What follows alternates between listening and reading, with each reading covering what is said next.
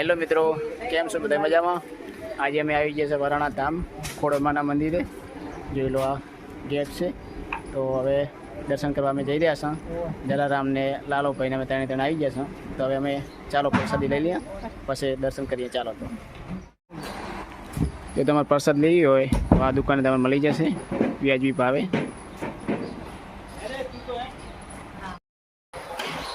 Hello મિત્રો, પ્રસાદ લઈને હું આવી ગયો છું. ચાલો હવે દર્શન કરવા જઈ રહ્યા છો. જલારામ તો અમારે લાલોભાઈ જઈ રહ્યા છે દર્શન કરવા માટે અંદર. તો ચાલો હું પણ પગથિયે ચડવા માંડું. જલારામ અમારે ધીમો ધીમો ચાલે છે.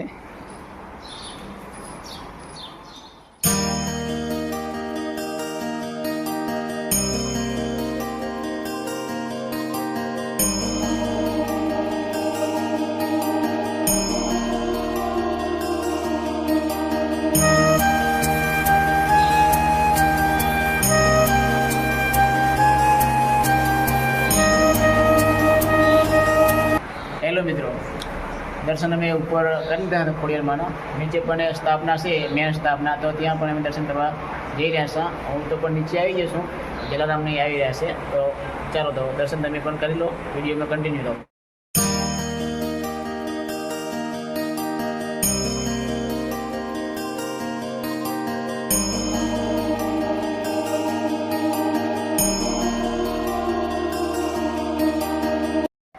હેલો મિત્રો, અમે ખોડલમાના દર્શન કરીને બહાર આવી ગયા છું. નવી સ્થાપના અને જૂની સ્થાપના બંને સ્થાપનાએ દર્શન કર્યા છે. પહેલાં નવી સ્થાપનાએ દર્શન કર્યા ખોડલમાના, અને પછી અહીંયા નીચે ભોયરામાં જૂની સ્થાપનાએ દર્શન કરવા અમે ગયા હતા. ત્યાં પણ દર્શન અમે કરીને બહાર આવી ગયા હતા. અને હવે પ્રસાદી કરી રહ્યા છું. પ્રસાદી એમાં જલારામ ખાઈ રહ્યા છે. જોઈ લો, ચુંદડીને એવું બધું ધરાયું હતું આજે. તો ખાવાનું ચાલુ છે એમાં જલારામને. ભૂખો થયો છે એટલે તો દર્શન કરીને અમે બહાર આવી ગયા છે. અને હવે જલારામ થોડુંક બે શબ્દ બોલશે, તો તેના પણ બે શબ્દ સાંભળો. બોલો જલારામભાઈ. વરાણા ધામ આપણે પ્રખ્યાત મહા મહિનાનો 15 દિવસનો અહીંયા મેળો ભરાય. ખોડિયારમાં એ પહેલી ઘાણી આહિર સમાજની અને ગઢવી સમાજની ભરાય છે. 15 દિવસ અહીં મેળો ભરાય છે અને ઘાણીઓ ચડે છે. અહીં રાધનપુરથી 19 કિલોમીટર વરાણા ધામ છે, તાલુકો સમીમાં આવે છે. અને જૂની પ્રખ્યાત કહેવત છે કે અહીંયા ખોડિયાલમાં અહીં કને આવલ છે, એટલે આ વરાણા ગામમાં તેમની સ્થાપના કરેલ છે. ઘણા વર્ષો પહેલાં ખોડિયાલમાં અહીં કને વિસામો લીધેલ છે, ત્યાં મા ખોડિયાલની સ્થાપના કરેલ છે ભોંયરામાં. આજે આપણે દર્શન કર્યા. ત્યાં તમારે પણ આવવું હોય તો રાધનપુરથી 19 કિલોમીટર થાય છે. બોલો ખોડિયાલમાંની જય જય. જો આ રહેવાના રૂમ બધાય, અને સામે રોઈ પ્રસાદ માટેનું છે. કોઈ પણ યાત્રી આવ્યા હોય તો રહેવા માટે સગવડ પણ છે.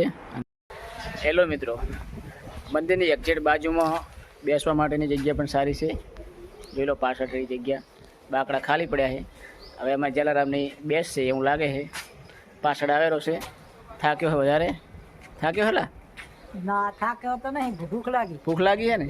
હવે તને હોટલમાં હમણાં ખવડાવી દે. અંદર ચિંતા ના કર, આજ જ ખવડાવવાનું છે તને. આ બાજુ આવતો ચાલ, બાકડે બેસી જા, એટલે તને થાક ના લાગે, આરામ થાય તને. જોઈ લો, બોલે એમ હે નહીં લાગે, એટલી ભૂખ લાગે. બોલવાનું તો ચાલુ જ છે, પણ હવે અરે ખવડાવે તારે. હોટલ કરે, હોટલ બંધ થઈ જાય તારે લઈ જાય. ના ના, આજે ને હોટલમાં તો ખવડાવવાનું છે, એ નક્કી છે તંદાર. ખવડાવવાનું એટલે શું વારું ટાણે? ના ના, 100% ખવડાવવાનું તને.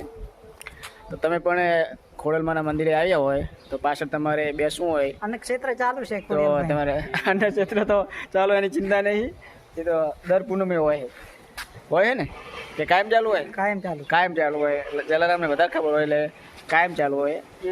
વધારે હોય. તો તમારે પણ વિસામો ખાવો હોય તો પાછળ મંદિરની એક્ઝેક્ટ બાજુમાં બાકડા ઉકળશે, અને લેમડા ને એવું બધું હે, વાવલ, પાણીની વ્યવસ્થા, ઠંડુ હવામાન હે, અને પાછળ તળાવ, એટલે હવા સારામાં સારી આવે છે. તો બેસવું હોય તો તમારે પાછળ બેસવા આવી જવું. મંદિરની એક્ઝેક્ટ બાજુમાં હે, પાછળ જ.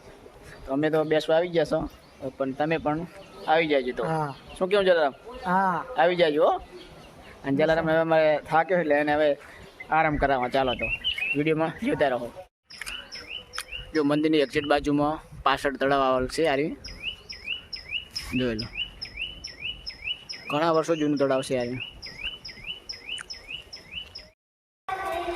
હેલો મિત્રો અમે દર્શન કરીને હવે બહાર આવી ગયા છો દરવાજે ઊભા હા જલારામ કે હવે મારે ભૂખ લાગી છે ઘરે જઈએ રાધનપુર હવે જઈએ ને હોટલમાં એને જમાડા ખવડાવી દો હોય ગમે ખવડાવવા નક્કી છે હા બગા તો ખવડાવી જ દો હે મેં તો પરસેથી ખવડાવ્યું એટલે એમાં ટેકામાં આવી ગયો હીરો એટલે વાંધો નહીં તો હવે અમે જઈ રહ્યા છીએ રાધનપુર તો જલારામને હવે ખવડાવો થોડું ઘણું ખવડાવીને પછી ઘરે લાવો તો વિડીયો જોતા રહો ચાલો તો